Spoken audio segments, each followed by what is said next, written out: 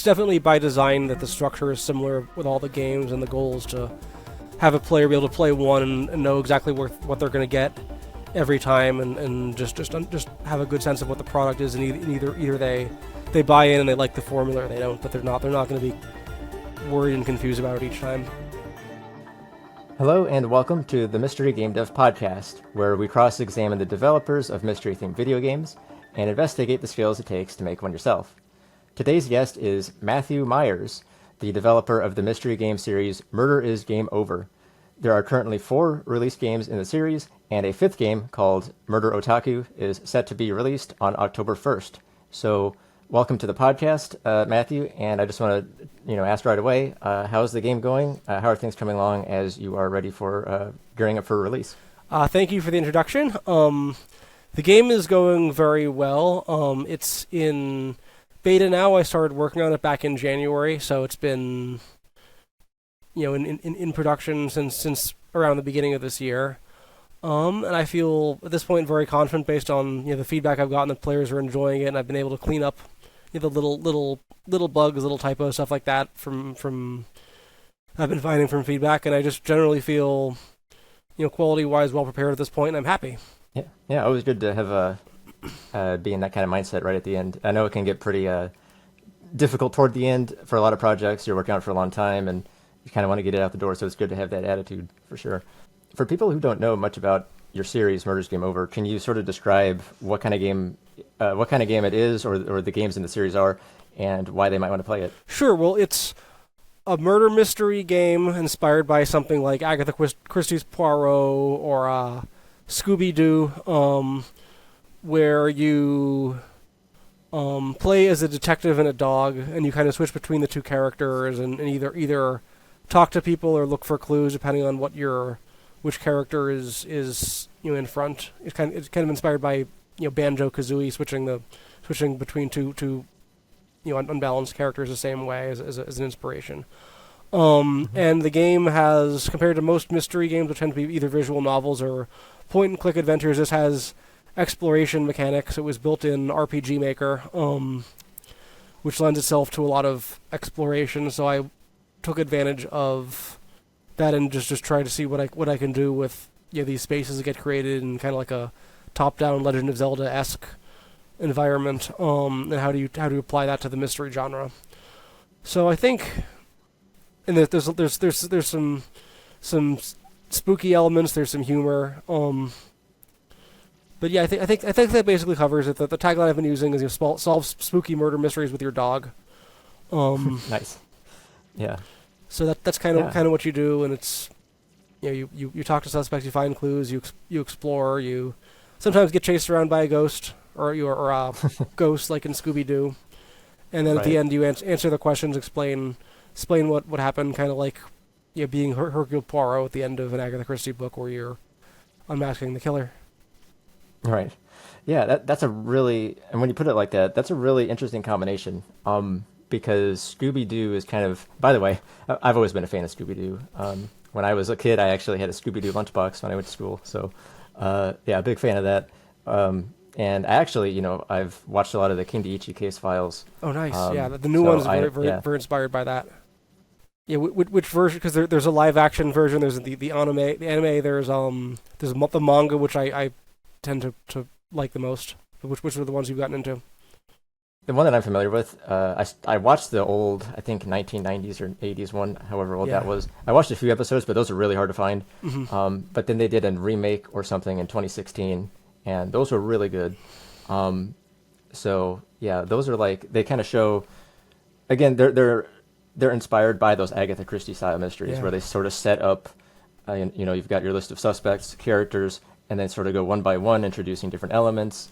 And then you cross some suspects off the list, and then by the end of it, it's like, the detective gathers everyone up and explains the answer to the mystery. So that's kind of the structure that they use, and that's also what you use in your game. So it's a very interesting combination to combine sort of the casual sort of Scooby-Doo detective and his dog setup with more of the Golden Age style mystery. And then to put it in an RPG Maker top-down game, that's a really unique spin too. A really good question to start this out with is, why did you choose to use RPG Maker in the first place for this kind of game? Sure. Part of the reason was I had worked in my career as a service provider, as doing music for games. I'd worked on a lot of visual novels, and I was kind of like, well, I don't really want to do something that's going to be competitive with what my clients are doing. Was one part of it. And the other part of it was just liking exploration mechanics and liking RPGs. So I started by making a kind of small, generic fantasy game. There's some things I like about it. There's some things that are just painfully amateur when I look at it now. Kind of a mixed bag project in terms of the quality level, I guess. And obviously it's something I made in the course of a few months and not years and years and years. And the response to that was a lot of people saying, why isn't this game as good as Final Fantasy or Baldur's Gate? Why are you just totally crazy comparisons to projects with millions of dollars and ridiculous resources that were never going to be anything I could do in my spare time. And part of it was, like I said, part of it was my inexperience as a developer and not realizing some things need to be more polished, and part of it was just people just kind of being mean and that kind of thing too. It was kind of a mix of both. And one of the things that I found was especially frustrating was making a fantasy game and trying to do combat balancing. I found particularly to be a very thankless job, because it's one of those things where when it's done well, nobody notices it. And trying to get there is really hard, and you have to get player feedback because you as the developer know what every spell does or weapon does or whatever, and what the best strategy is, whereas somebody playing your game for the first time isn't going to know that stuff. So that took a really, really long time, and it was just kind of a frustrating process. And I said, you know what, I really don't want to do combat balancing again, and I'm not going to spend 12 years of my life making a big honking fantasy game, because that to me is just not practical. So what else can I do? And I read a lot of mysteries. Just as in my spare time, I just mostly played some games, but mostly just tend to read a lot of books. So I said, well, nobody has done that much in terms of making a murder mystery and RPG Maker that has exploration mechanics. I want to explore a mansion. I want to find a secret passage. I want to go through the spooky woods like Scooby Doo and or the Hound of the Baskervilles, exploring the moor. I want to kind of have those exploration experiences that I don't really see that much of in visual novels. And I played some other mystery games, and I guess at the time it felt like there were a few really good games, but certainly compared to fantasy RPGs, there were not a lot of games and not a lot of quality games. Maybe you can compare, just like a niche genre compared to a saturated genre. So I said, well, why not give this a try? Because people aren't going to compare this to these lofty titles the same way. So if I make something that's okay, people are going to like it because there's just not that much content. So that was how I got started with the idea of making a murder mystery and RPG Maker. If that makes sense to you. Yeah, it definitely does. So it's kind of like it's really finding your own niche in the space, I think. Yeah. And I think it's a good strategy. Like you said, it's interesting that a lot of these mystery games that are visual novels or point and click, I mean, there is maybe some exploration in terms of choices of where to go, but you're not actually moving the character. And when I played your game, it's like, by the way, full disclosure, I have played through the most recent game, Murder Otaku, which you can currently, actually, I don't know how long this will last, but if you buy the beta, you'll get your name in the credits. So exactly, if you play it and give me some feedback, and you'll get a copy of the finished version that is free of everything too, as soon as that rolls around. That's not a whole lot of way, because it's only gonna be October 1st, so it's not a whole lot of not gonna keep you waiting long. Yeah, so that's definitely an opportunity if anyone wants to help out with the beta testing there. But I went ahead and bought it because I thought, well, I played the first game, and I actually really liked it a lot. And so then I went and I thought, well, I'll buy this one and be a beta tester for it and see what I can do. One of the things, obviously, you kind of notice from playing it is that there is a lot of moving around. The levels are kind of designed, they're an RPG Maker style maps, so you have to move your character around. And there's an interesting little game mechanic where you can either play as the detective or as the dog. And depending on who you are, if you're the detective, then that's the only way you can interrogate human characters. But if you're the dog, that's the only way that you can find certain pieces of clues that are hidden around. So that's a pretty interesting thing, sort of mechanic that you can do to make the exploration more interesting. That you did to make the exploration more interesting, and so you also had a really cool feature where there are maps that you can look at from the menu, which is really convenient because I know RPG Maker maps can get pretty big and disorienting sometimes. But whenever you're searching around the clues, looking for clues, it's pretty easy when you can just refer to those maps and like find your way. And I found that to be very helpful. There was a lot of stuff in there that facilitated this whole process of finding the clues. How did you come up with the concept of having, switching between the detective and the dog and using that? Like, what was the process behind that idea? I think the process was I was trying to think what do I want to do? What do I want to do for the detective character? And my choices are either your kind of generic, noir guy with a trench coat and a fedora and those cliches, or do something really weird and idiosyncratic that I tend to not like. Those that I guess Poirot is really iconic, but I just find a lot of times if the detective is really annoying, then I just don't. I just want to watch the mystery. I don't really care about the detective's foibles that much. And I couldn't find a way to. I was like, how do I give this detective a personality? So, I know. I'll give the detective a dog, and the dog basically becomes the detective's personality, and and that way there are two of them, and then I like Scooby Doo, I guess. So that was. I probably had some ideas about Scooby Doo at the time. It was also kind of like a substitute for giving the detective like a really strong personality, because the dog has a strong personality. I think is the way it kind of evolved. But that was kind of the creative decision I made at the time, if that makes sense. Yeah, that actually makes a lot of sense. At the time, a lot of it was like, nobody's really done anything quite this before. Is anybody going to understand what I'm doing at all if I make this kind of game? Like when I made a demo, like, are people going to even understand like this is a murder mystery and I'm a detective and exploring a crime scene and doing these things? At first it was like, is the audience going to understand this? Am I going to do I even understand what I'm doing? So at the time it was just trying to make it easy to explain as possible so players wouldn't immediately just feel confused. What would you say are the advantages versus disadvantages of using it compared to like, a visual novel tool or maybe something more bigger, I guess, like Unity or Unreal? I think it depends on the kind of game you want to make. Like if you see yourself primarily as a writer and you want to write a book and you want a digital book, then Ren'Py or another visual novel engine is a great choice because it has all these tools to create an interactive, book. It's like a choose your own adventure book, or just a kinetic novel with great production values and pretty art and cool interactivity with the graphics.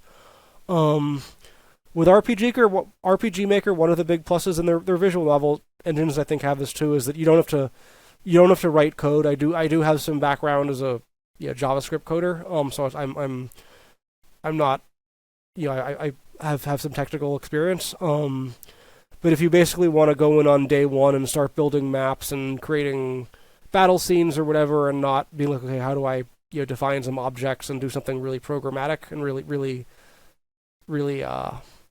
technical, you can definitely start doing that stuff if that's what you want to do.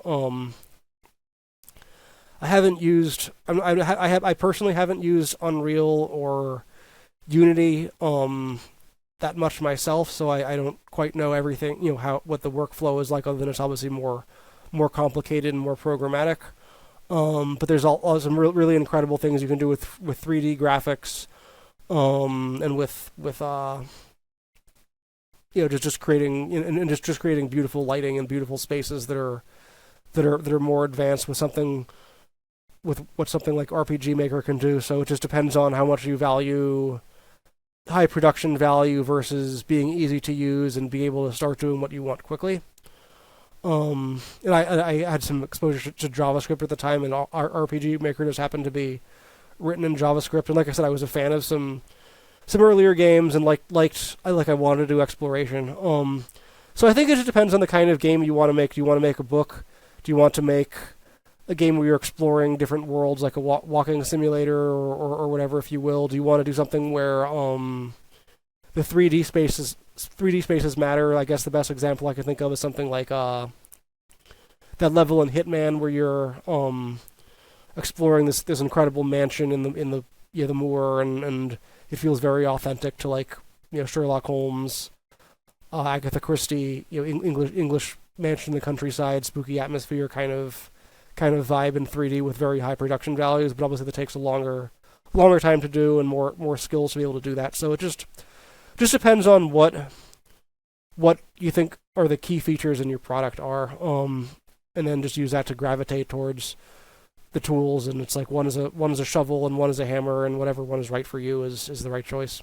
Yeah. So on that note, like I've noticed that your games have been consistently, you've been putting those games out there like at least once a year, because you started, I believe, in. Yeah, it'll be five games in 4 years pretty soon. Yeah. Yeah, basically, yeah. So that does speak to your point earlier about, if you just want to get a game out there, use a tool that's ready for the job, and RPG Maker can do that. Which version of RPG Maker is it specifically? Do you know? For me, it's MV. Okay, because I know there's a lot of different versions out there, and quite honestly, I'm not even sure. MZ is the most recent. I'm on MV. Okay. And for me, like the issue is that one is different enough from the other, and then I've got a lot of tools for MV already, both like plugins I've bought that do advanced stuff, and then just systems I've built myself that I have to throw away if I migrated to MV. And there's also tends to be a lot more stuff that you have to pay for using MZ, and just paying the kind of middleware that it uses kind of runs up a steep bill much faster.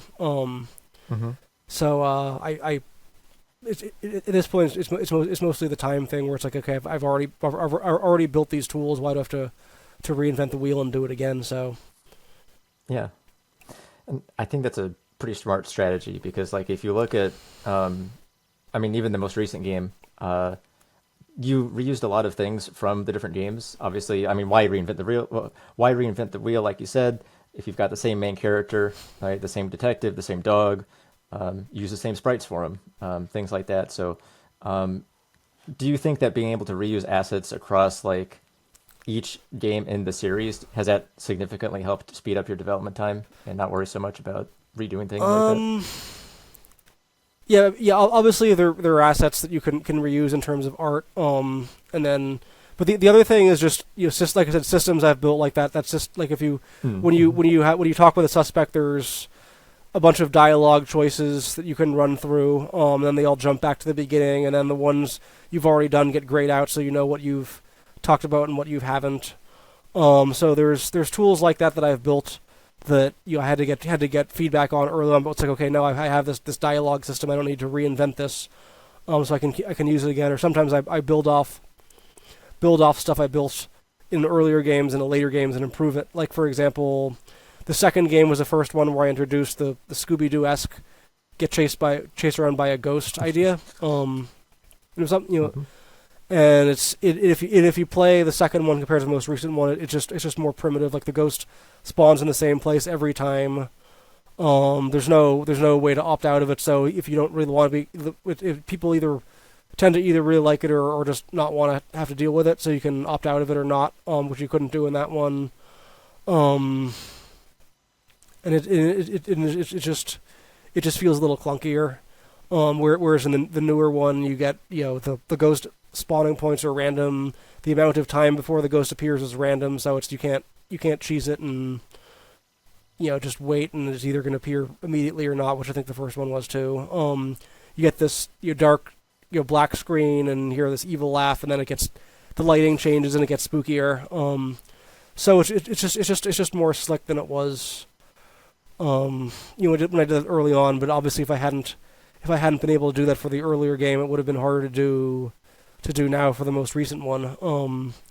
So I'm building on tools that I used earlier in addition to just reusing, reusing assets or whatever you want to call that. So there's a lot of evolution that comes from having a set of tools and improving on it. Yeah, that actually makes a lot of sense, because it's not just about reusing things; it's about improving on them, iterating over them, and being able to do things you couldn't do before a lot easier. So on a similar note, I guess one thing that I noticed when playing your games is that they all follow a similar structure or format where you have like your typical 3-act structure where at the beginning there's like introducing the crime, then it allows you to investigate the crime, and then you solve the crime and reveal the answer. And those are pretty overtly made clear through like different segues between the act. I'm wondering, since I played the first game and I played this most recent one, and essentially they follow a very similar kind of format or structural style. Does creating your story with that format in mind, or creating your game with that story structure in mind, does that help you also sort of get focus more on the actual story as opposed to like trying to figure out, like you're not going to be too confused because that each character is going to have their own things they need to say. There's going to be evidence that needs to be found, and it's just structured. Like the structure is just really, really well done. Thank you. And it's consistently, it's consistently done to the point where it's like it should be pretty straightforward for you to just come up with a new idea and then focus on making that idea really good as opposed to focusing on the design. Is that right? Yeah. One of my favorite games is in game series is Dragon Quest, which I love for its simplicity and its elegance. Where when you play a Dragon Quest game, you know exactly what you're going to get from it. You're gonna be a hero. You're gonna fight monsters. You're gonna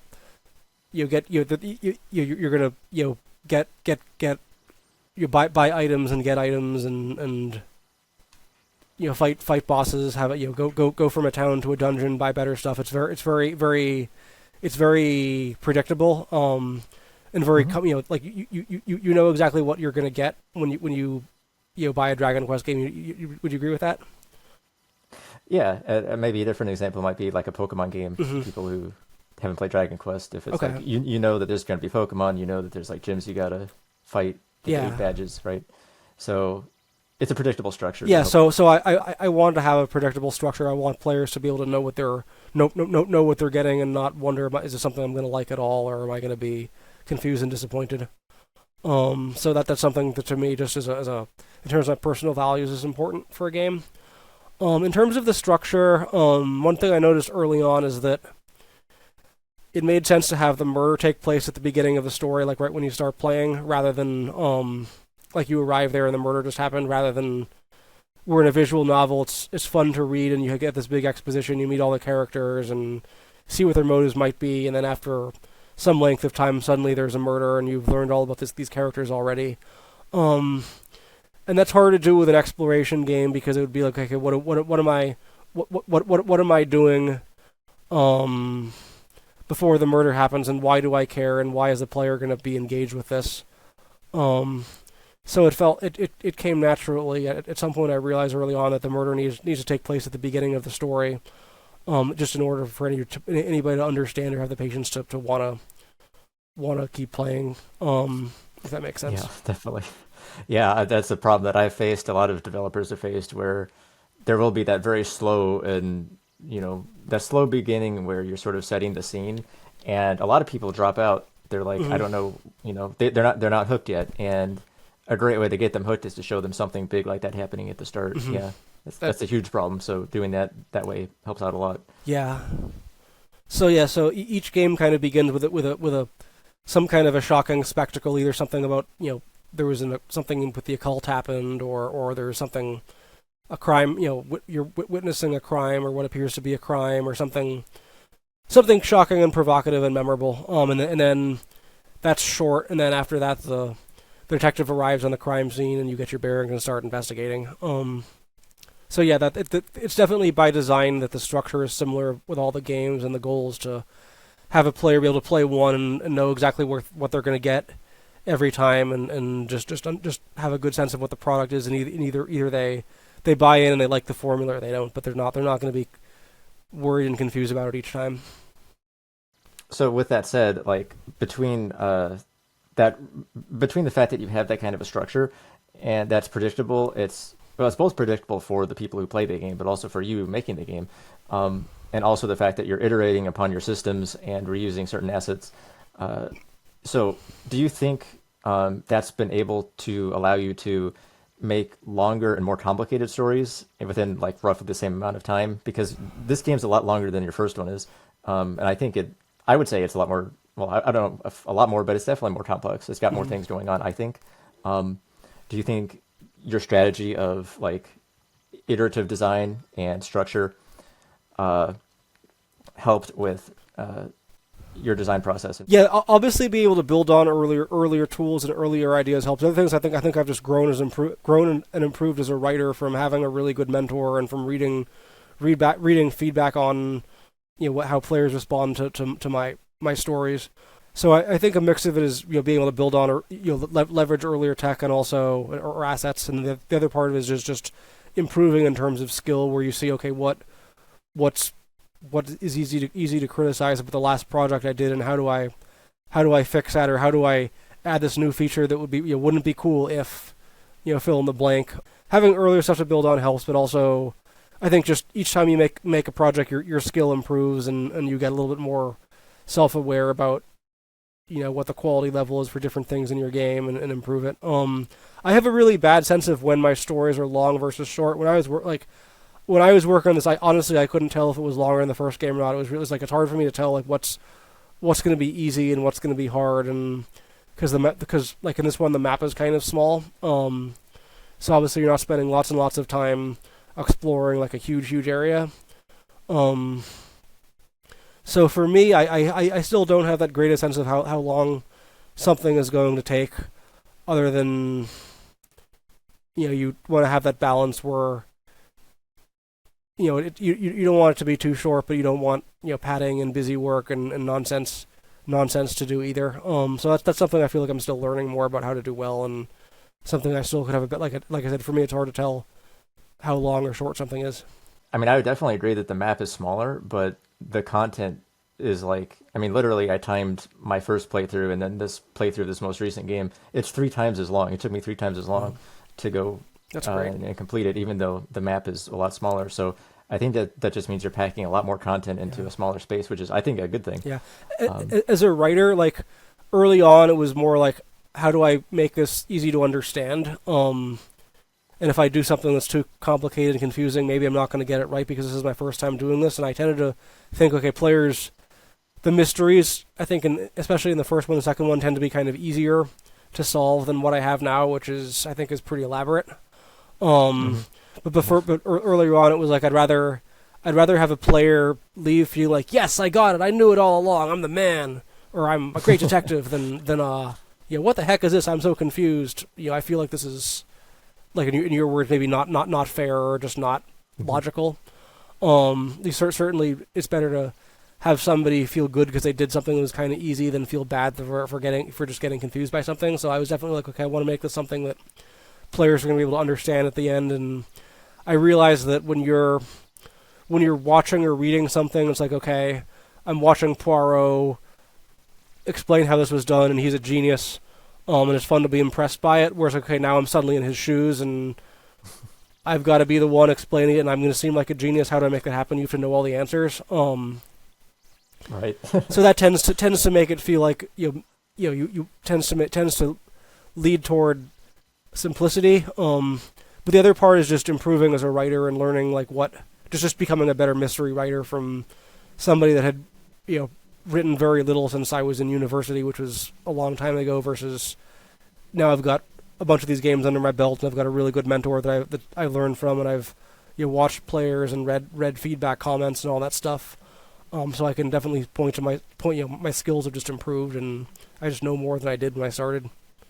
So you've mentioned that you have a mentor, and have you taken any like formal lessons on how to write a mystery, or is this just all sort of just on your own, figuring it out as you go? Figuring out as I go, and just like I said, I'm well versed in the genre. I've read and watched a lot, and I definitely have my own personal taste in terms of what I like in the mystery genre, of what I don't, and that probably is apparent when you play my games. Just in terms of the stories I tell and the choices I make. It's basically learning from doing it, and a lot, and some of it comes down to is this cool in the engine? Does this work well with the tools that I have from a technical perspective? In terms of the writing mentor, yeah, I used to struggle with really obvious stuff that to me is like I've learned, I think, more than anything else, how to think like my mentor does. Like for me, writing all the suspect dialogue, it used to be, it probably still is the hardest part of these games. Is you meet a suspect, and you get to ask a bunch of questions, and they respond with information. It's like, what do I want to tell, and what do I want to reveal, and what do I want to conceal, and then how do I get the suspect's personality to shine through, so that they don't just feel like a signpost. So that's something that is hard to do. I think I've improved at over the course of, like, I can look at the first one and be like, yeah, this is way more primitive than what I'm doing now. So that's from having a mentor that yeah, and I guess my ideas are more full fleshed. I can't. I'm trying to remember something earlier with I'm trying to think of something early with Murderer's Game Over that I was struggling with. But I remember something like just to show how clueless I could be. Like when I was working on my just normal RPG, I wasn't sure whether or not I should have a final boss. I was like, well, would it be cool? Wouldn't it be cool if it ends right before you're gonna fight the final boss and like, oh my god, what's gonna happen? But no, that's a really dumb idea, and people want to kill the boss and have that happy ending. And that was just like how inept or inexperienced or naive I was, where there was just really naive stuff. There's just stuff that now I never think about, but back then it was like, oh, this is really, somebody had to explain that to me.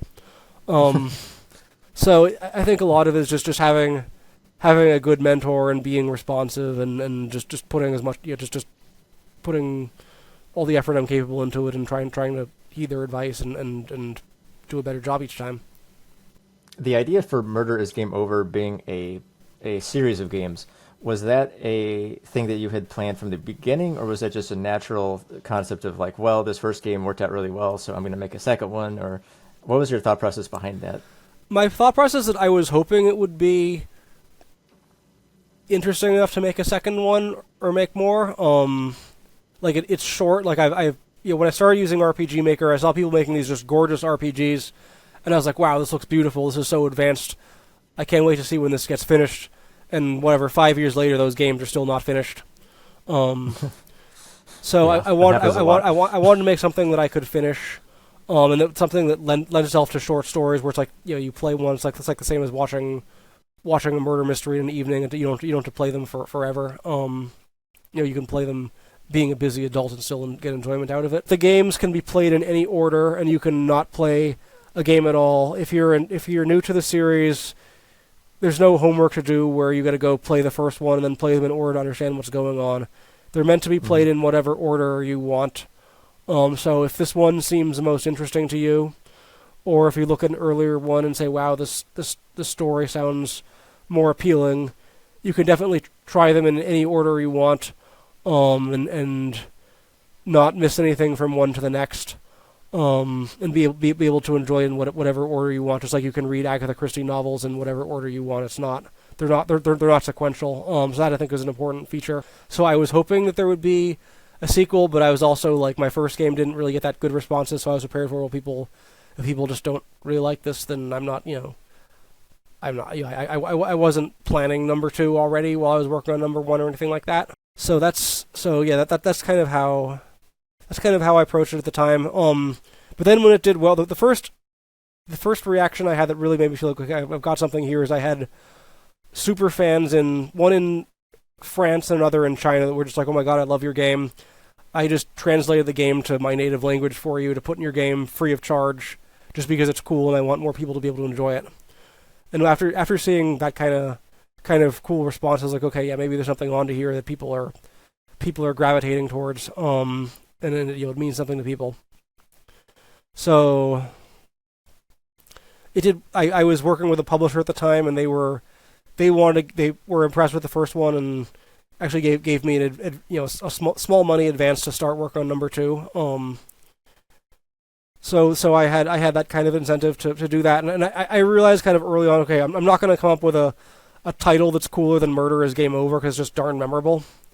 So rather than trying to call it The Ghost on the Coast or something, whatever, I'm just going to call it Murder is Game Over, and then give another title, because I'm never going to get a better title than that. So why not just keep using it and make that, put that, run that up the flagpole. So once it became apparent that I was making another game, it became obvious to just keep using the Murder is Game Over banner for the games in terms of branding and do more like that, rather than trying to have to reinvent that too. Yeah, I'm seeing a lot of similarities here. Like you're you're thinking about it all long term. Oh, definitely. You're thinking, yeah. okay, we're going to reuse the code. We're going to reuse the assets that we can just to get this done Yeah. faster, right? We're going to be pragmatic about things, be practical. And if you've got a really good title, stick to it. That's definitely true. Yeah, and in my career work on music, there were a lot of projects I worked on that didn't get finished. I definitely had times where I'm like, wow, my job is to make music for vaporware for a living, and that's just like not that exciting. I remember one year I was employed as the audio director at a small studio, and they're like, we want to make this big RPG like Secret of Mana, and we've got some money but not that much, and a small team that's never worked in this genre before, and not that many resources. And it was Christmas Eve, and I was like, don't make the RPG, please. Like, I love you, and I'm your employee, and you're asking me for advice, and this is my advice, and it's freaking Christmas Eve, so listen to me. Yeah.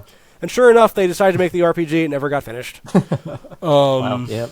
So I've seen stuff like that happen, time and time again, and that's kind of inspired me. Like, if I'm not a good developer, at least I can say I'm an efficient game developer, and I'm capable of finishing what I start. And that's something after, like I said, having a job working on vaporware. That's something that means a lot to me. That I don't want to make that mistake, and I've seen that mistake made time and time again. Mm-hmm. Well, I would say you are a good developer. I mean, I played your game, both of them, and I was really blown away, actually, because, like, you look at a game that's on sale for like $5 on Steam, and you don't really think too much of it, but the mystery that you presented in that game was, both of them were like, I mean, they're rock solid. They're really good. They're structured really well. They're fair. They're solvable mysteries that really are comparable, in that same way to like a Golden Age Perot mystery or a Kindaichi mystery, but with that Scooby-Doo aesthetic. I think that's what it is, and it's that's just my honest thoughts. Thank you. Appreciate that. And it's really cool whenever you can, it's really cool whenever you can just go on Steam and discover a game like that. And there's tons of them out there that whether they're $5 or $10 or whatever, they don't get that much attention. Every month I'm looking at, for my newsletter, I'm looking at different games that are coming out, mystery games. And, usually there's like, maybe at most there's like 5 games that really do well.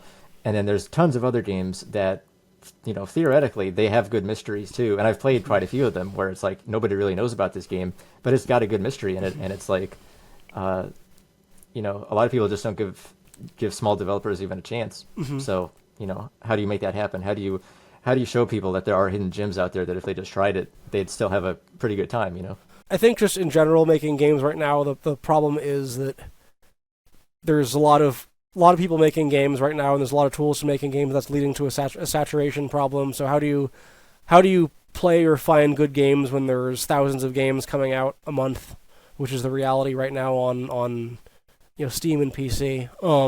So that's something I struggle with, and probably 99% of game developers struggle with, and I don't have the answer to it in terms of that, other than do promotion, do PR, do advertising, make a good game, all that stuff like that. I don't have a silver bullet. I mean, there are people that probably get more wish list for their game on day one than I get when I launch my game.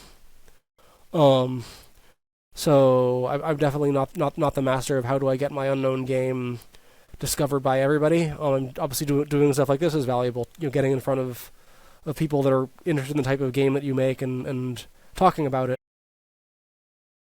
But yeah, it's definitely very hard right now. Like I mentioned, the publisher I was working with at the beginning has since folded up their business and is no longer, doing signing new games or doing anything publicly as a publisher. So it's definitely something a lot of people are struggling with right now, and it's not something I have an answer for. And I'm just happy that, I guess to me, it feels like I've got a small but loyal following, and it's nice to be able to go on YouTube and see videos of people playing my games and enjoying them, and getting checks from Steam every month and whatnot. But yeah, there's no way to sugarcoat and say that it's not difficult to get people to find your game, and social media hype, luck, quality, whatever. I don't know. There's 10,000, there's however many thousand games coming out every month, and that's just the reality right now.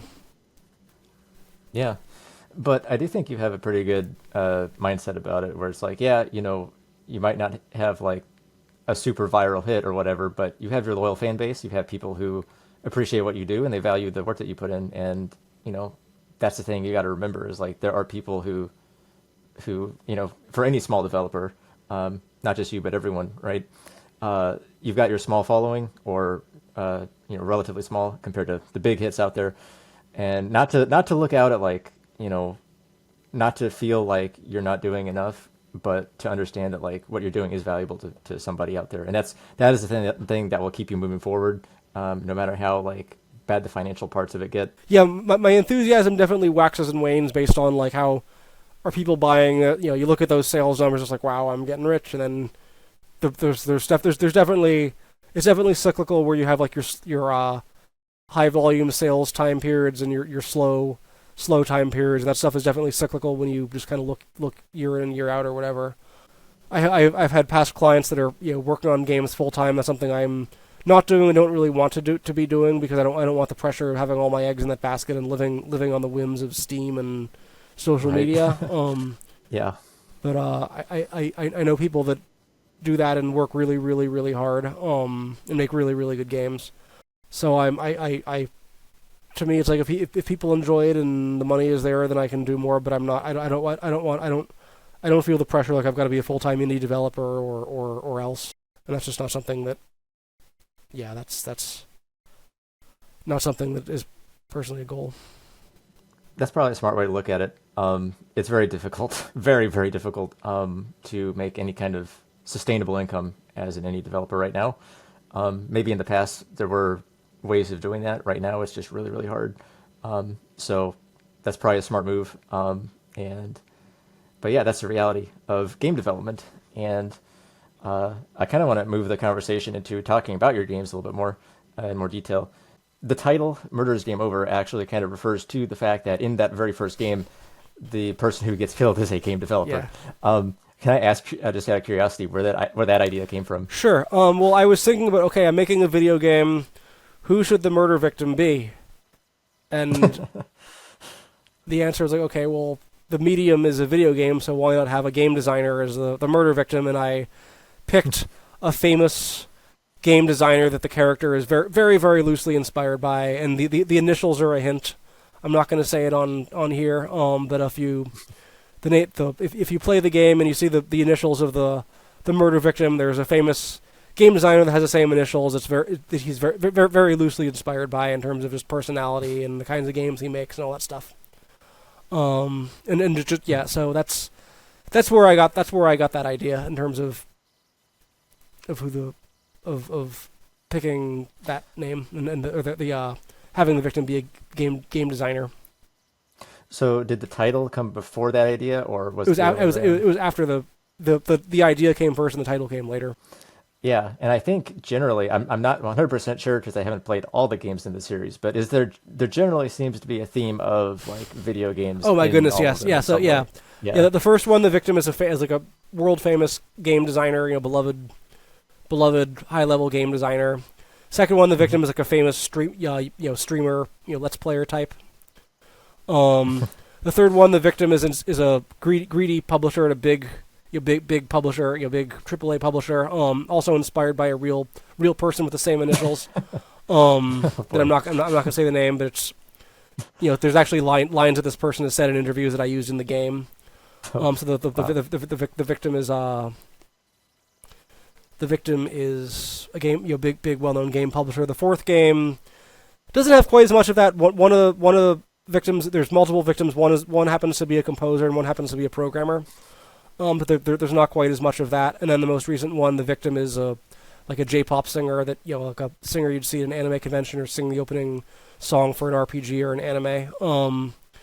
And they all have that publisher owned by the executive has some kind of presence. And I think all the games are just about all the games. And it's usually when somebody's doing something kind of slimy, he's usually they're usually behind it somewhere. It's just kind of poking fun at the silly and aggressive things AAA games does to suck money out of their, just try to make as much money as possible from their games and just being silly. So yeah, that theme is definitely very much part of it and something I'm having a lot of fun with. That's good to hear. You're having fun with it. I certainly think it brings a lot of creativity to the table. Yeah, the publisher character is fun to write. He's the one I saw you laughing at some of the silly things he says at the. Yeah. I don't speak Yeah. Chinese. It's an anime convention, and Yeah, your dialogue is really good. Like that's what I mean. Like you inject a lot of humor into the characters, which is great, especially to contrast the sort of darkness of the murder, right? Yeah. Thank you. Having that humor in there is great. That's something I've improved at. Like if I look at my early dialogue, I feel like a lot of it is very primitive. And then sometimes I'll read an occasional line like, "Ooh, I wrote that." But I think that's something I've gotten better at. And this one, like I have a lot of experience at music, and a lot of experience at anime conventions. So it's just like this is my world that I'm writing about, and I can write this in a way that it's very convincing because I just have all this experience being around these kinds of people that it's second nature to me. Yeah. Well, that's definitely what I recommend. Like, if people are trying to come up with their own mystery game idea, usually what I say is write what you know, because that's what you have the most experience with, and that's what you'll be able to write more accurately or most accurately. At first, when I wrote my game, I didn't do that. I wrote about something that I had no idea anything about, and I spent a lot of time researching, and it was like a lot of time was spent researching stuff that I probably didn't need to spend if I had picked a different topic. So. Yeah, I've done research too. Like for some of my games, the settings are inspired by real places. Like that first game at the castle in Vermont is there really is a haunted castle in Vermont. That's a lot like that one. So it's inspired by going somewhere and taking the tour and reading the history, and it's like I want to have this spooky setting that feels authentic, and going there and being there. Like you said, helps you make it more interesting. But like I said, I also have a big background in music and in anime convention, so for this is like I can write these people because I've met them, whatever many times, I guess. Mm-hmm. So you finish your fourth game and you're trying to come up with your idea for your fifth game. What exactly led you to do the Anime Con concept out of all the different concepts you could choose from?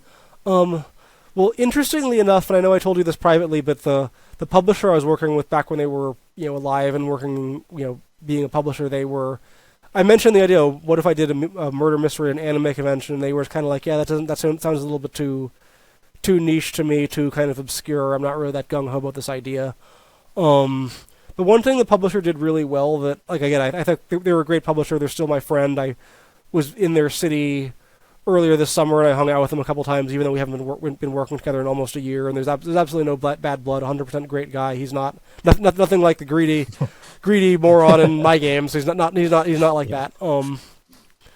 But one thing he did really well that I think a good publisher does that was helpful for me is after every game he'd say, okay, what are the challenges that you want to do to make this better, or what are the challenges that our games are facing right now that you can do differently? And for example, the third game is the most linear. It felt, when I was working on that one, felt almost like a visual novel where there's just a lot of text and not a whole lot of exploration compared to what you saw from the two you've played. So it was like, okay, I've kind of done this dialogue thing as much as I want to do. I want to bring more exploration back. And there's also the issue with Let's Players and streamers, spoiling a game that's linear. Because if you play something once, you know who the killer is, you don't really need to go buy it. So I wanted to come up with ways to make the game a little bit more open world, where you can kind of go anywhere and find any clues, talk to any suspects in any order, so that every person that plays the game is going to play it differently, and it's not like you're on rails, which is kind of what like a kinetic novel certainly is like that experience, I'd say. So that was a big step up with number 4, and then with number 5, I was still kind of recovering from the shock of, okay, I don't have a publisher anymore. I've got to kind of make some decisions. I thought, okay, well, what was the one thing they didn't want me to do? Make the anime game. So now I don't have a publisher. I'm going to go make the anime game because why not? I can spend the rest of my life writing pitch decks to make, farming sims or whatever is popular and pandering right now. And I don't, now I've got this independence. So why not just go make my frickin' idea and nobody's going to tell me no. It's kind of the first thing. And I felt that the fourth game had a lot of technical advances over the previous one, and I wasn't feeling as much pressure to be like, okay, I've got to add all these crazy new features. It was more like I wanted to just kind of make this smoother, make this just more make it smoother and less like I've got to add to the scope something crazy. It was kind of my just kind of visceral sense of what I needed to do and what players wanted. And certainly with mysteries, like people are playing these games because of the stories. Like that's the main. The story is it. That's the hook. Mm-hmm. Like obviously you can read a book and there's no graphics at all, but the story is amazing, so people read Agatha Christie or Sherlock Holmes or whatever. So I had this anime idea kicking around. Just felt okay. This is the right time to do it. Why not go ahead and do it? And I even had before I had a publisher, I had paid $100 to Steam to release a game, and I never did anything with it. So I even had the $100 Steam fee paid already. I was like, why not? It's just go. Nice. Why not to go and just do this and be independent and see what happens. So that was kind of my perspective going into it. Cool. Yeah, that's definitely again a smart thing to do. Is now that you don't have the publisher helping you out or restricting what you can creatively do, just go for it, see what happens, right? Yeah. Hope for the best. It's interesting though because personally, what I think, and I'm a little bit biased here because I've had my own idea for a murder mystery story in an anime convention that I don't think I've really told anyone outside of my development team, because this was an idea that I came up with a long time ago, and so I've always thought it would be a really cool setting for a murder mystery story to take place in, and just no one ever did it, to my knowledge. Maybe there's someone else out there, but so I was like, wow, this is a cool idea, and conceptually it's interesting, but then I started playing the game and it's like, wow, you're hitting on all the points that I would have done. You've included obviously there's the hotel owner that the owner of the building that it's in, but then you've also got cosplayers, and anyone who's ever been to an anime convention would know that yeah, there's cosplayers, yeah, there's famous people, yeah, there's fans. Naturally all these things come together, and then you've got the structure of the actual building where it's yeah, that's a hotel. And when I was moving the character around, it's actually kind of takes me back to when I was walking around those anime convention hallways. Yeah, it's the anime. It's a lot of hotels that are like that at cons. So the other really amusing thing I can share is that how I came up with the idea of having a J-pop singer as a victim. So back before I started developing games, I was doing a lot of composing work. I had this project where I was working on somebody's visual novel, and it was about this teen girl band that had songs. And they wanted to have this. There was this kinetic novel about this teen girl band trying to make it in the music industry. And the story had a bunch of songs that they play, and I had to write songs and find singers to sing these songs. And unfortunately, ended up turning into an absolute project from hell, because the singer behavior ended up being really terrible. Where I had these terrific singers, but they just weren't respecting me. They weren't respecting the project. They were getting competitive, good money to sing, and just taking months to do it, or not doing anything at all, and just getting every week excuse. Oh, my boyfriend dumped me, 6 months ago, and I'm crying, and I make it so I can't sing, and here's all my drama and all just all this crud, and it was we had to fire people and rehire, and it was just one of the most unpleasant things I've ever done. And I complained about it a lot because it was a big, low point for me with my music career, just getting that much, having to deal with that stuff. So then years later, it's I'll have the victim be a J-pop singer, so I can just kind of come to terms with this frustration I felt from this thing that still just bothers me. And just kind of do something. Yeah. Do something positive and have my revenge figuratively, and just have fun with it. So that kind of inspired. Okay, I want to do something positive with this, and I've certainly have lots of experience with J-pop singers and their drama and crap. So it's I can put this into the story. So that's how. If you ever need to come up with a motivation, there you go. But yeah, it's channel that energy into something positive, like a game, right? And it also, you make a really good point that working with these sort of fictional experiences can help you work through those emotions in your own head. Yeah, so some of the characters in this game are named after characters in that game too, by the way. Just because they had some memorable names, I'll just use some of these names as a callback to that experience. You also did something that I didn't think to do for my idea, which was to actually make the hotel haunted. That adds a different layer of complexity to the anime convention. So you've got the whole anime thing is one side of it, but then you've also got the spooky haunted side of it. How did you come up with the character ideas? Yeah. So the first, I'll answer that question. But the first thing I want to say about, like, I love the supernatural mystery genre. I remember my brother and I used to watch Murder, She Wrote as kids back in the day, and there were some who were like, "Oh, you got to come and watch this. It takes place at this big spooky mansion. Heck yeah, we gotta go see this." And the other one like, "Oh, what are they showing? Oh, the murder is a retail clerk at a cheese store." It's like, "Oh, I don't care. I'm not gonna go watch this. I'm gonna go do something else." So we just tend to really love the supernatural mystery genre and just get really interested into it. So every one of my games has something that's like, supposedly haunted, and you have to figure out what's going on.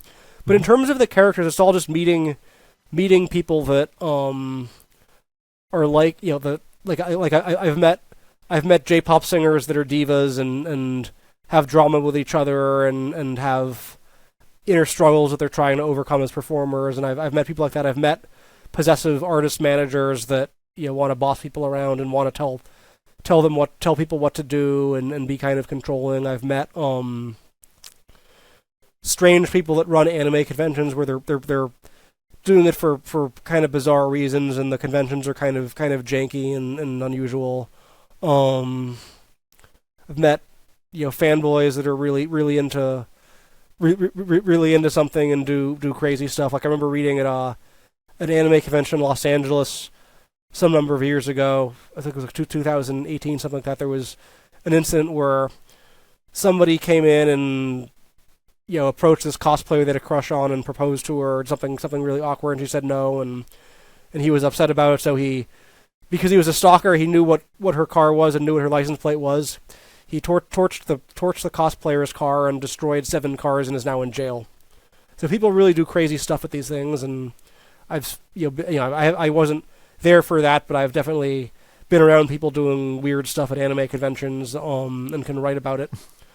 So definitely the fanboy character is based on people that do that, have personality traits like that. Let's see who else is there. The publisher is the same greedy publisher character that's in another game. I just had so much fun with him. I wanted to bring him back. It's fun to write that. The jerks are fun to write. You know what I'm saying. Sometimes the assholes are fun to write because you can do things that and be a jerk in ways that you wouldn't do in real life probably. And just write about it and have fun with it. So he was, and then there are conventions that just feel like these big honking corporate trade shows, where it's not really run by the fans. It's run by a business to make money.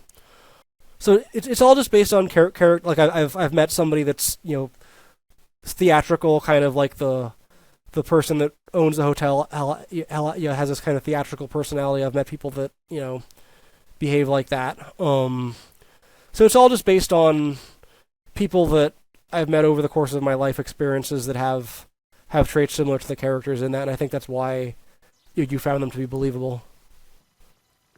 Yeah, I think that's pretty accurate. It's like, again, the best way to sort of understand something is to just have firsthand experience doing it, or understanding it. And so if you've been to an anime convention, then you can pick up on a lot of that stuff just from the experience of having been there and having talked with those kinds of people. And for me myself, I went to a lot of anime conventions mainly from 2011 to, I think the last one I went to was in 2019, so it's been a while. But yeah, my era was a little bit before you, but some overlap there. Yeah, so and I was going to like multiple per year. Yeah, so same. Yeah, so it was I got a lot of experience with that kind of thing, and I'm sure maybe a lot of people watching this podcast are still going to them right now.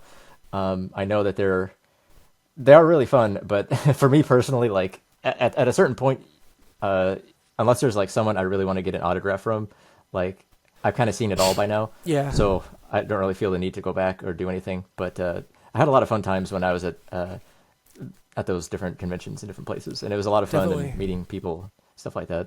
I tend to like the ones that are like 1,000, like a low number of like maybe 1,000 to 5,000 people tend to be the ones I kind of like, because like when they get to be tens of thousands of people, like you can't make friends when you're waiting in line and you're just walking through this crowd. You can't just stop and talk to people and make friends.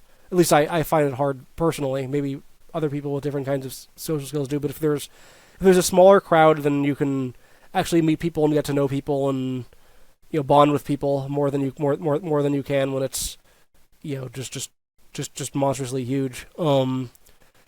So I was trying to it's a start. This one is like a first year anime con that's probably would have more inspired by kind of the smaller events I've been to. So yeah, the big ones are cool because they have the most. They can get the best guests and the coolest, the latest and greatest new stuff, and just the grandiosity is cool. But the small ones can also be really fun because it's just easier to meet people. It's kind of more intimate. It's like it's like going to like a show at a small bar versus a big monster music festival. That's an interesting point. Yeah, I've been to the smaller ones as well, like in my local area over here. And I definitely get what you're saying. Because the only reason I went to the big ones was to see the guests that they had there pretty much. Because they always would have some big name guests. And actually, if you see in my background back here, that portrait of that character was that's what I call my Kinjo portrait, because that's my little original character, right? But he's sort of based off of one of the characters from Umineko, and Ryu Kishi, the creator of Umineko, was at an anime con. Wow. And so that picture right there is actually autographed by Ryu awesome. Kishi. That is freaking cool. Yeah. So that was quite a which event day. was that? Was that Anime Expo or was it a different one? That was actually Anime Central. Okay. 2015. Okay. Wow. So, that's great. Yeah, that was a lot of fun. So it's always really cool when you get to meet the people you look up to, and you have to be careful with that too. But it's always a fun thing when you get to meet them, get to know them. Yeah. So back to the game. Talking about the game, there happens to be a scene in the game where, and this is not a spoiler, but there's like a sort of a scene in the game where the J-pop singer has like a actual vocal song. Yeah. Can you sort of talk about your decision to include that in the game and how you went about hiring the singer and getting him to compose the song and everything? My personal favorite anime convention is the one in Montreal. It's because I absolutely love the music there. They've got phenomenal singers that are wonderful. They've got an orchestra that plays there every year that's great. They've got just individual performers that are really talented. There's a lot of really great music stuff there that I don't see in other places so much. So I have made friends from that convention quite a bit. And when that whole debacle with that problematic singer project happened, I was also talking with a friend from Montreal that is a singer and is around singers, and I said, I may just have to quit doing this kind of stuff with singers because it doesn't really matter how skilled I am or how passionate I am. If I can't get singers that can function and do most of the things you expect a singer to do, then what else? Why should I dedicate any time on this? And she put out some feelers for me to some singers she knew, and one of them ended up being somebody that I just since then have basically been able to give a lot of stuff to, and I just want to keep work. As long as she's happy, I just want to keep giving her stuff to do, and I don't care about trying to find other I'm not going to look for other singers after that whole experience. I don't want to trust any randoms on the internet with a 10-foot pole. I want to work with people I know that trust me. So it definitely felt like, okay, if the victim is going to be a singer, then I should probably have a song that has vocals in the story. And I also have, as I mentioned, have had a life as a music composer outside of being a game developer, long before then. And when I was doing that, I used to do lots of vocal theme songs for visual novels. I've won some awards for it, and used to get a lot of work doing that. So I have a lot of experience at it. So I was like, well, why don't I do a singer in this game because it makes why don't I have a song because it makes sense. If the victim is a singer, to have a song. I have a great singer already, and I have a lot of experience at this. And I don't have a client, telling me, you can't, I need, you could have really good clients, but you could also have clients that, want tell you to do something really stupid, and I don't have anybody that's like, reaching in and being a pain in the butt, so I can just go do whatever the heck I want. So I put together a song I had, and had her record it, and turned out really well, and works well in the scene in the game, and maybe there will be a life for the song outside of. But the singer was somebody I'd worked in before, both doing games and doing some other stuff. So that's somebody I had already coming into it. I was like, well, if I can help her in her career with this, then I'd love to be able to do that. So that was also part of it.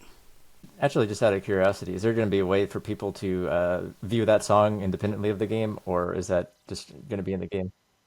I'm still trying to figure that out. Because I'm trying to figure out what the right thing to do with is.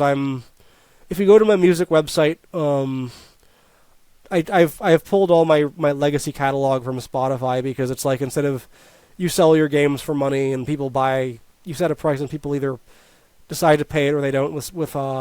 If the business model changed so that every time somebody plays your game, you make a fraction of a penny, and there's no way you're going to find all those people to play it. There just doesn't make any sense anymore. So I'm definitely passionate about Spotify, and streaming is killing music and really done a lot of damage, and I want to keep it off of that kind of stuff. If it's if it's something that can sell the music, like a Steam DLC, I'm definitely more open to that than I am streaming. And I'm also working, have a relationship with a company that does vinyl records, and has talked to me about doing some different projects on vinyl, where that's again a product that people are willing to buy for money, and it's something you can put in your hands. It's not just a streaming platform, nothing. So if I can find something positive to do with it that isn't just putting it on Spotify and getting ripped off, then the answer is absolutely yes. But I'm just still trying to figure out how people are going to respond and act accordingly.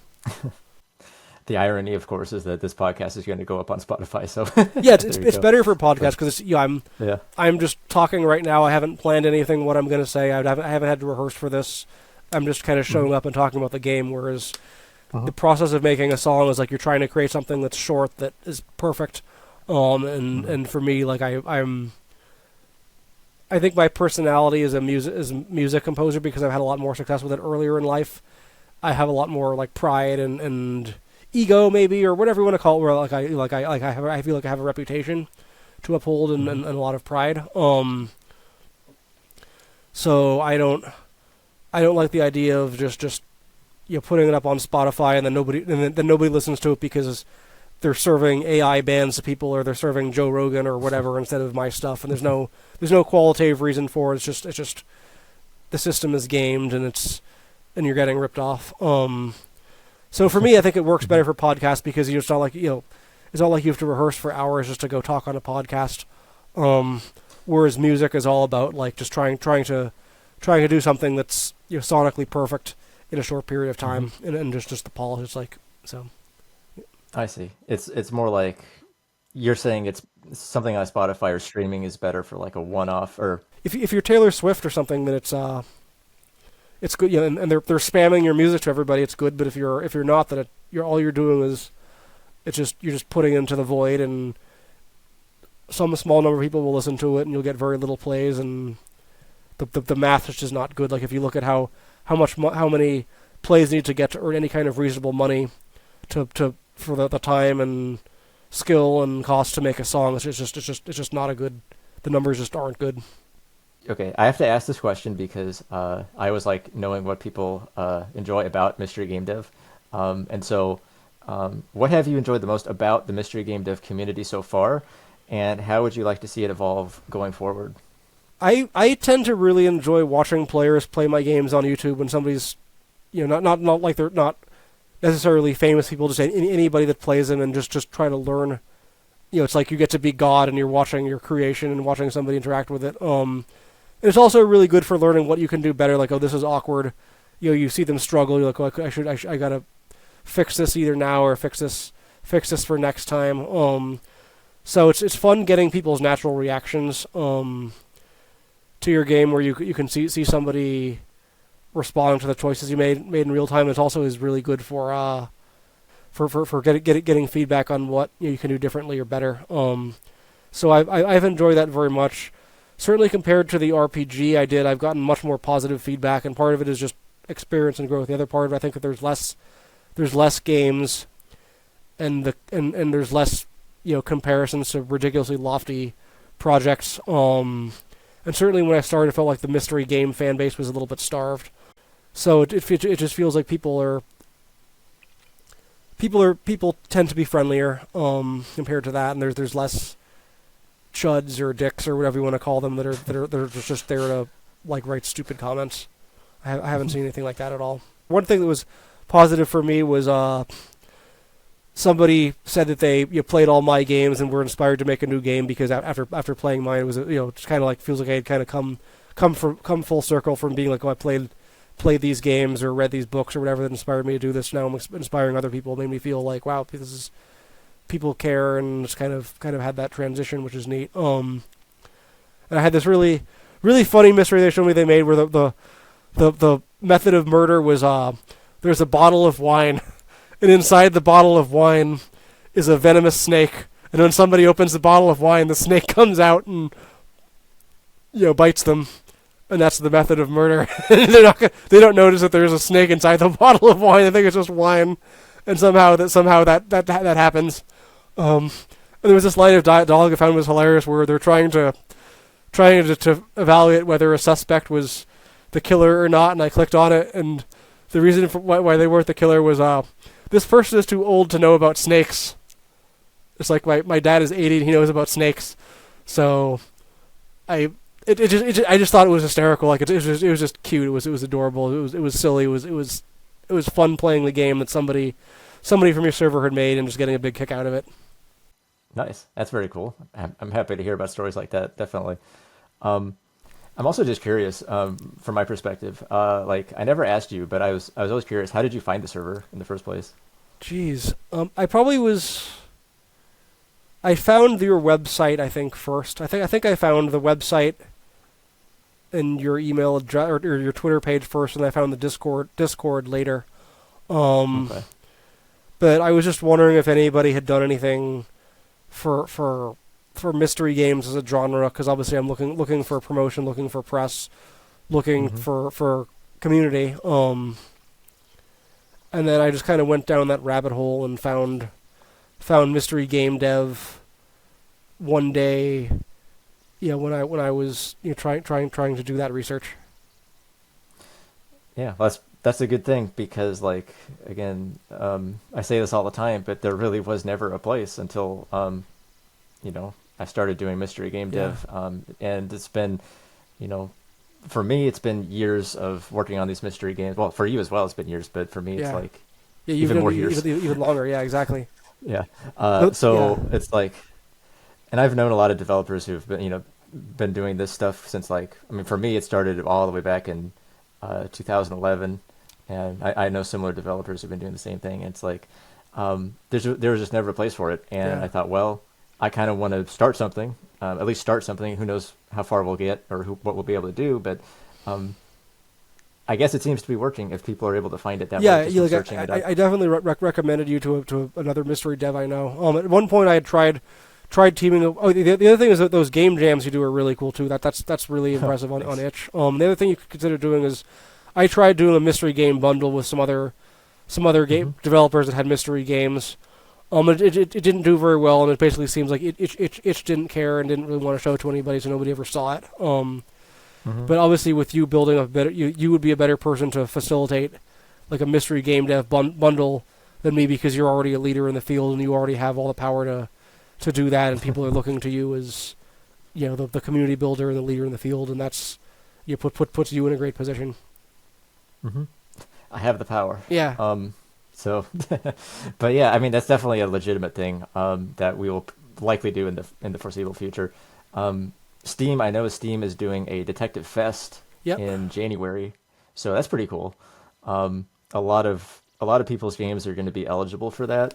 So the good news is I don't really feel like I have to do that anymore at this point.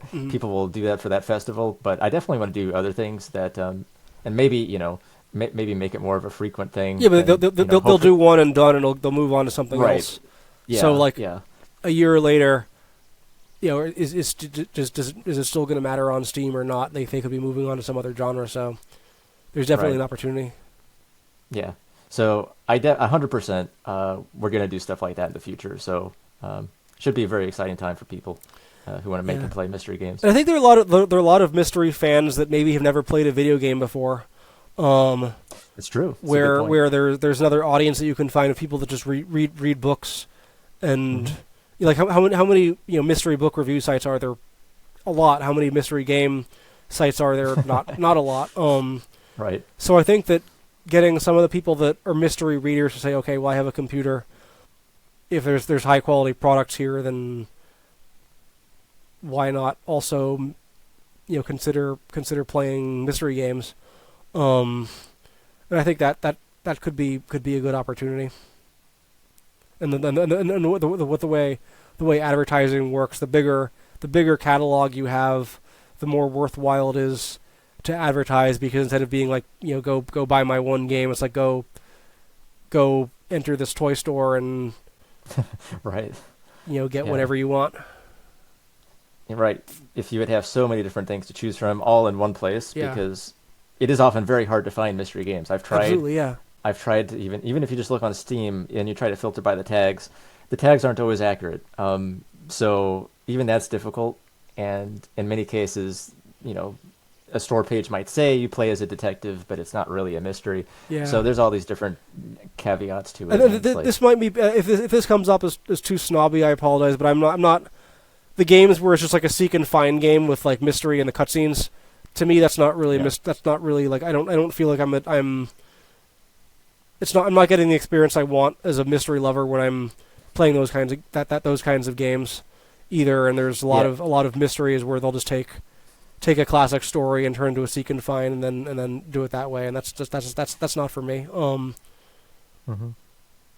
I think that's probably true for most people who are looking for mystery games. They're looking for a like hardcore mystery experience. Yeah, I guess to put it more that like way. a puzzle game with mystery related cutscenes, I guess. Hmm. Yeah, I've kind of sort of articulated I've started to form a theory about how these things work. There's different like layers of mystery, so I would probably put that as like a really, surface level kind of thing where it's like it's kind of got a detective in it, but you're not really diving too deep into it. And yeah, but it's like if I want to find something as amazing as Hound of the Baskervilles and then There Were None was like the first time I read that was like, oh my god, this is so incredible. That could be somebody's game, and if it is, I'd love to play it. So I as somebody that's like a experienced mystery fan or whatever, then I want to find the good stuff. I don't want the superficial stuff. Yeah, definitely. I mean, I kind of want to tie this back to your game real quick. Yeah.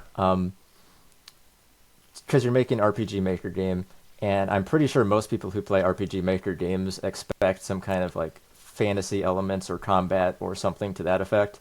Do you think it's easier for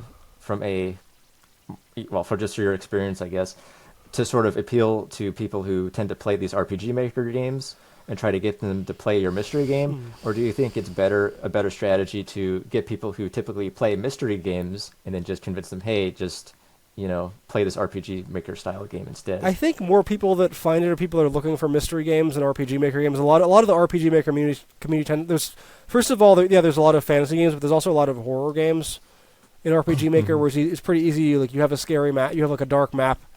You control a character, and there's a monster that chases you. It's like my that chases you or appears or whatever. Like I've done. Like that's pretty. You can prototype that in 5 minutes in RPG Maker. So there's definitely like a subgenre of RPG Maker horror games that's very popular. This I think falls under enough. Like there definitely are horror elements between like the spooky settings and the chase scenes. So it can go under that banner. And otherwise, I just treating RPG Maker like it's a tool, and it's not. I'm not saying this is an RPG Maker game. Right. And I'm just letting people enjoy it and take it for what it is, and it's just the tools that make it aren't as important as what the product is to me, I guess. So that's kind of my perspective. Yeah, I do think there's a major I do think that your idea for like trying to get people who like mystery books or movies to get into the game aspect, I think that's probably a really useful strategy, just because there are like mystery is so popular everywhere else. That's the thing I say all the time. Is like if you're at the library or the bookstore, if you're at the the theater or browsing on, I don't go to theater anymore, but if you're browsing on a streaming site like Netflix or whatever, like mysteries are just everywhere. People love them. They always rank really high in the charts. Podcasts, right? Yeah. People love mystery podcasts. YouTube videos. I watch tons of mystery YouTube videos of like real, true crime stuff. Oh, yeah, true crime, yeah. So it's like people love mystery stuff, and I think it's just one more avenue to really hammer home the point that like there is an audience for these games. It's just about getting the visibility on them. So that's what I'm hoping to try and do. Yeah. So wrapping things up, what advice would you give to someone who wants to make a mystery game but has zero experience? This is just the general game dev advice, regardless of genre, that I tell anybody that asks. And this is, again, from my own experience, working on teams that have made really good products and also stuff that just flopped or stuff that never got finished and was vaporware. Is make the smallest thing you can make that's still awesome. That's 100% true. Yeah. Because that's and whether it's mystery or anything else, just make the smallest thing you can make that gets you really excited to be making it. Because you're gonna find things are gonna take longer to do. And learning how to polish a game is a skill that takes a long time after even just beyond functionality. That's something that takes a lot of time to learn and improve.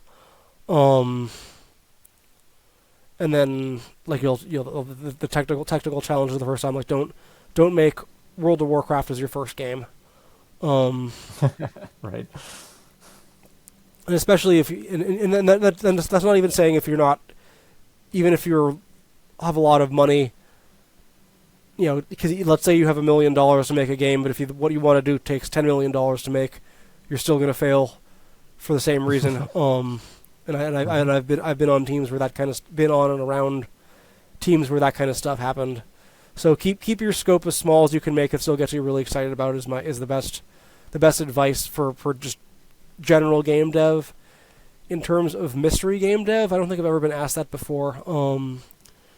I guess just have your story well planned. Just make sure it's coherent and people can understand your ideas. Like having a writing mentor or someone like I have, or someone like you that has experience either writing or developing games is a good idea.